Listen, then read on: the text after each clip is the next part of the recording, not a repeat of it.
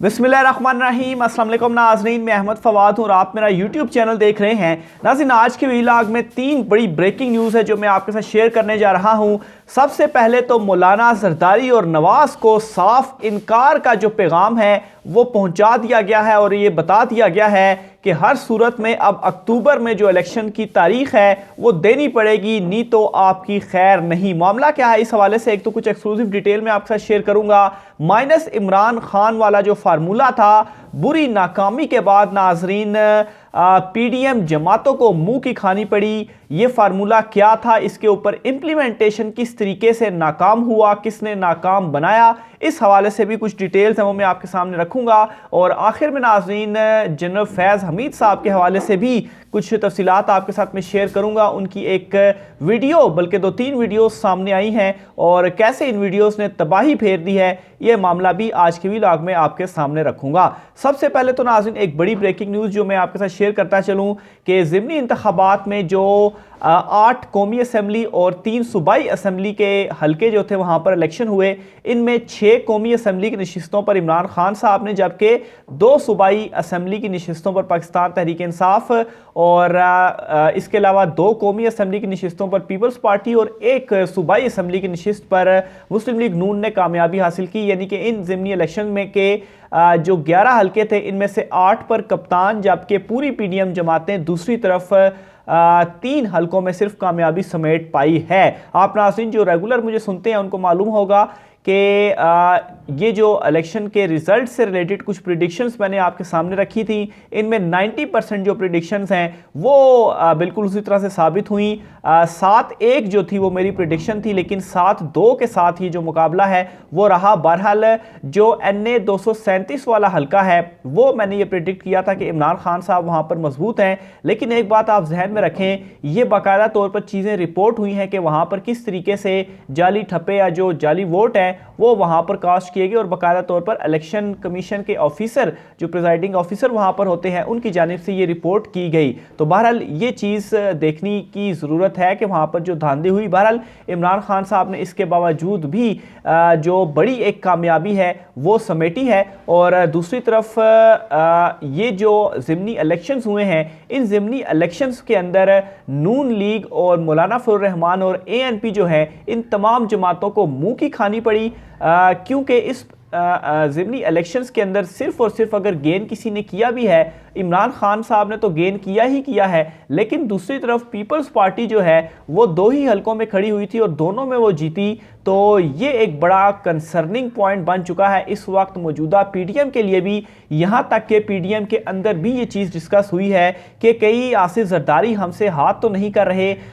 ANP जो है वो ये कहती फिर रही है कि मौलाना फजल रहमान ने हमसे हाथ कर दिया, MQM ने हमसे हाथ कर दिया, क्योंकि उनके जो वोट है वो हमें नहीं पड़े। तो बहरहाल नून लीग के साथ तो हाथ हुआ ही हुआ है। यहाँ तक कि नून लीग के जो चाहने वाले हैं कुछ, वो भी ये कह रहे हैं कि आसिफ जरदारी ने नून लीग के साथ हाथ कर दिया है। नून लीग का जो मुकम्मल सफाया है वो आहिस्ता आहिस्ता पंजाब से हो रहा है और जरदारी साहब ने यहाँ पर गेन बिल्कुल किया है। 2 नशिस्तें जो हैं वो उन्हें हासिल हुई हैं, लेकिन पंजाब के अंदर जो इनकी ख्वाहिश थी कि पंजाब हुकूमत की तब्दीली करें, तो 3 जो नशिस्तें थी उनमें से 2 पाकिस्तान तहरीक इंसाफ ने हासिल कर ली हैं और उनका जो ओवरऑल नशिस्तों की तादाद थी उनमें 2+ हुए, यानी कि नून लीग की सीटें थी जिनमें अब पाकिस्तान तहरीक इंसाफ कामयाब हुई है। इसके अलावा ANP और मौलाना जो हैं उनमें भी ये कंसर्न पैदा हो चुका है कि ये उनके साथ हो क्या रहा है। इसके अलावा नाज़रीन हुकूमत को नाज़रीन इन इलेक्शंस के बाद ये पैगाम पहुंचा दिया गया है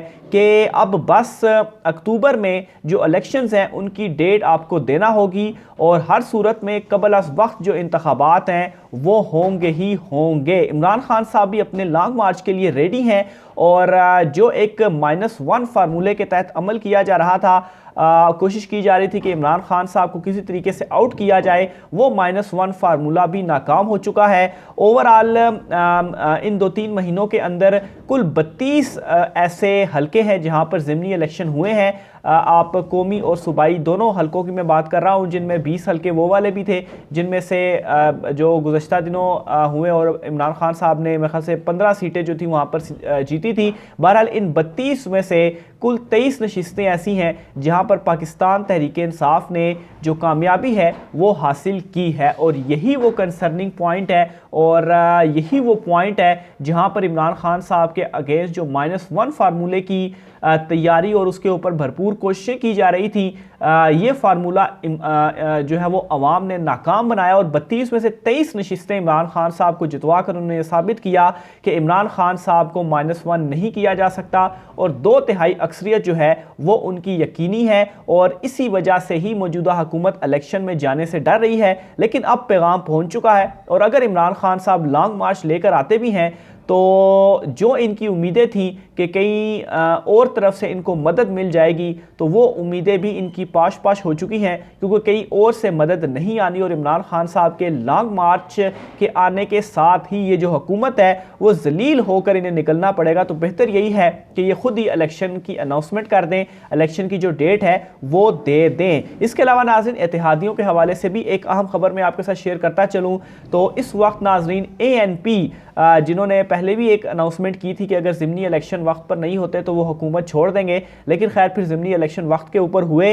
ANP जो है वो अगले चंद दिनों में हुकूमत से अलहदगी के हवाले से जो एक अनाउंसमेंट है वो उनकी जानिब से आ सकती है, क्योंकि उनके अंदर इस वक्त बहुत ज़्यादा जो ख़ास तौर पे ज़िमनी इलेक्शंस हुए हैं, बहुत ज़्यादा क्वेश्चन रेज हुए हैं, जैसे कि ANP के एमल वली ख़ान और फिर इसी तरह से ANP के जो ग़ुलाम बलोर साहब हैं, उनकी जो नशिस्त और भारी मार्जिन के साथ जो उनकी नशिस्त है, तो वो उनको ये सोचने पर मजबूर कर रही है कि अब वो हुकूमती इत्तेहाद का हिस्सा नहीं रहेंगे। इस हवाले से बड़ी कुछ इंपॉर्टेंट डिस्कशन भी उनके अंदर हुई है। बहरहाल आइंदा आने वाले दिनों में उनकी जानिब से जो अलहदगी का ऐलान है, जो अनाउंसमेंट है, वो सामने आ सकती है। ना सिर्फ ANP बल्कि जो MQM है उनके अंदर भी बड़े अरसे से खैर उन्होंने तो बार बार ये चीज़ प्रूफ की, हालांकि उनके कारकुनान इवन के उनकी पार्टी के अंदर से उनको बड़ी सख्त मुखालफत का सामना हुआ कि वो इस PDM हुकूमत को छोड़ दें।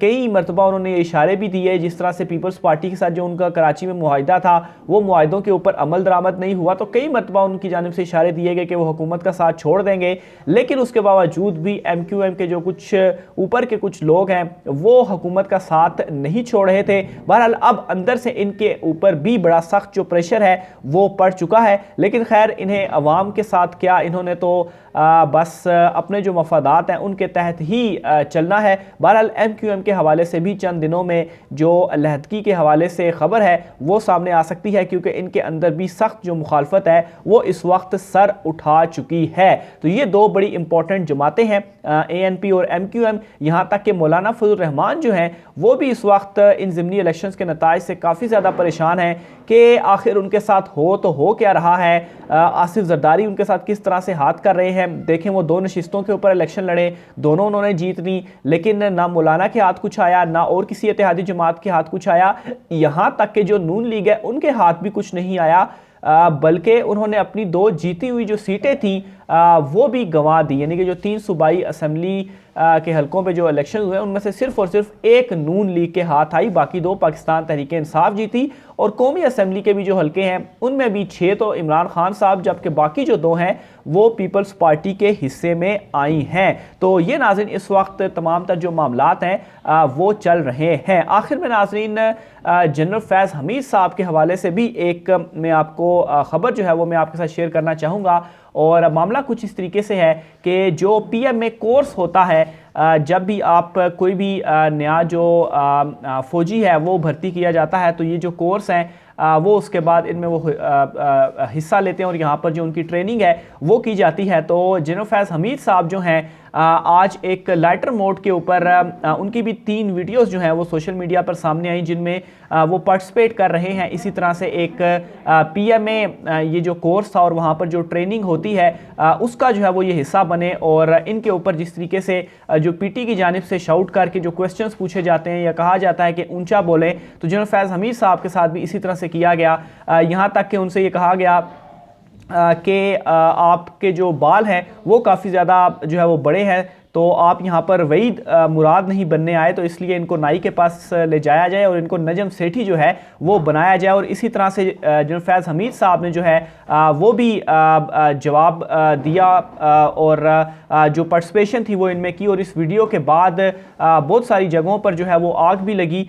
जिस तरीके से जनरल फैज़ हमीद साहब के जो चाहने वाले हैं, ख़ास तौर पर ये वीडियो आने के बाद जो सोशल मीडिया के ऊपर वायरल भी हुई और लोगों ने जिस तरीके से इसे सराहा भी, तो इससे पता चलता है कि कितनी जो मोहब्बत है वो लोगों के दिलों में मौजूद है जनरल फैज़ हमीद साहब के हवाले से।